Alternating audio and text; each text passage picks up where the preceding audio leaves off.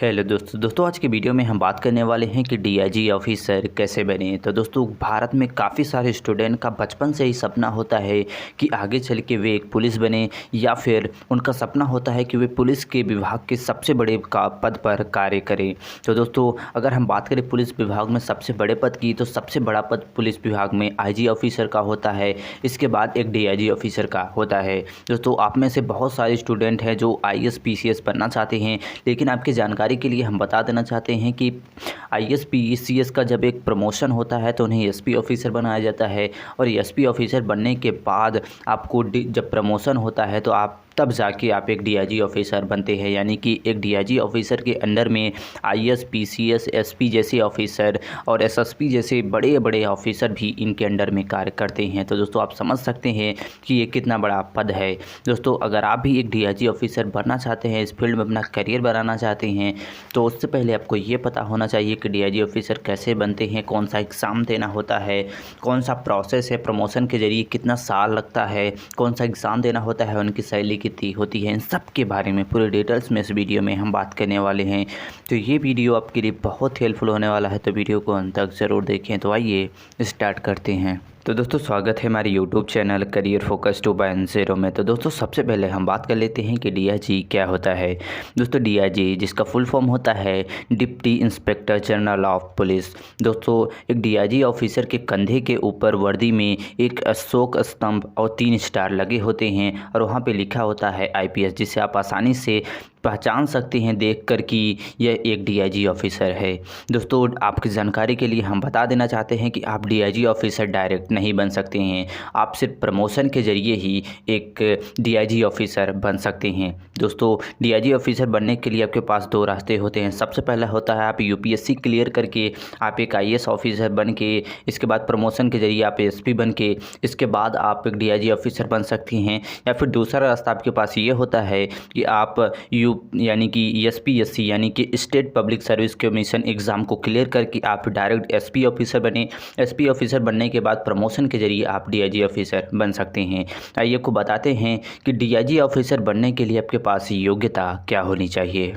तो दोस्तों अगर हम बात करें डीआईजी ऑफिसर के लिए योग्यता की, तो जैसे कि हमने आपको पहले ही बताया कि आप डायरेक्ट डीआईजी ऑफिसर नहीं बन सकते हैं। उसके लिए आपको यूपीएससी या फिर आपको एसपीएससी के एग्ज़ाम को क्लियर करने के बाद आपको प्रमोशन के जरिए ही आप डीआईजी ऑफिसर बन सकते हैं। दोस्तों इन दोनों ही एग्ज़ाम को देने के लिए आपका ग्रेजुएशन कंप्लीट होना चाहिए, और आपकी आयु सीमा यानी कि आपकी उम्र है वो 21 से 30 वर्ष होनी चाहिए यदि आप जनरल कैंडिडेट हैं। यदि आप ओबीसी हैं तो आपकी उम्र 21 से 33 वर्ष, यदि आप ओबीसी कैंडिडेट हैं यानी कि एसटी एससी कैंडिडेट हैं तो आपकी उम्र 21 से 35 वर्ष के बीच में होनी चाहिए। इसके बाद हम बात कर लेते हैं कि आपके पास फिजिकल रिक्वायरमेंट यानी कि शारीरिक योग्यता क्या होनी चाहिए डीआईजी के लिए।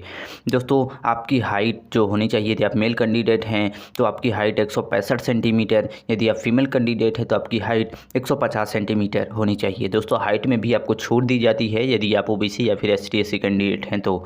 इसके बाद हम बात कर लेते हैं चेस्ट की, जो सिर्फ मेल कैंडिडेट के लिए होता है। आपका चेस्ट लगभग 82 से 87 सेंटीमीटर आपका चेस्ट होना चाहिए एक डीआईजी ऑफिसर के बनने के लिए।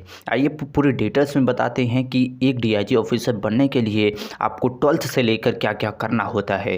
दोस्तों एक डीआईजी ऑफिसर बनने के लिए सबसे पहले आप अपना 12th पास कर लें। दोस्तों आप 12th अपना किसी भी स्ट्रीम यानी कि साइंस कॉमर्स आर्ट, आप किसी भी स्ट्रीम से अपना 12th पास कर सकते हैं। दोस्तों जैसे आप अपना 12th पास कर लेते हैं, इसके बाद आपको अपना ग्रेजुएशन कंप्लीट करना होता है। दोस्तों आप ग्रेजुएशन किसी भी स्ट्रीम से आप कर सकते हैं, और इसमें परसेंटेज भी कुछ भी नहीं मांगा जाता है। आप सिर्फ अपना ग्रेजुएशन अगर आप कंप्लीट है, इसके बाद आप अप्लाई कर सकते हैं। दोस्तों जैसे ही आप अपना ग्रेजुएशन कंप्लीट कर लेते हैं तो आपके पास 2 रास्ते होते हैं। सबसे पहला होता है कि आपके यूपीएससी के एग्ज़ाम को क्लियर करके आईएएस ऑफिसर बने। इसके बाद आपको इसमें एसपी ऑफिसर बनाया जाता है प्रमोशन के जरिए। इसके बाद आपको 14 साल लगते हैं, यानी कि एसपी के पद पर आपको 14 साल कार्य करने के बाद आपको डीआईजी ऑफिसर बनाया जाता है। दूसरा रास्ता आपके पास ये होता है कि आप एसपीएससी यानी कि state public service commission exam को क्लियर करें।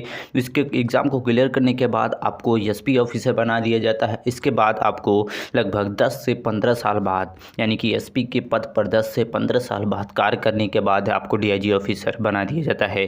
तो दोस्तों अगर सीधे बात किया जाए कि यदि आप यूपीएससी से या फिर एसपीएससी से, दोनों जगहों से आपको सबसे पहले आपको एसपी ऑफिसर के पद तक पहुंचना होगा और एसपी के पद पर आपको लगभग 10 से 12 साल या फिर 15 साल आपको कार्य करने के बाद आपको डीआईजी ऑफिसर बनाया जाता है।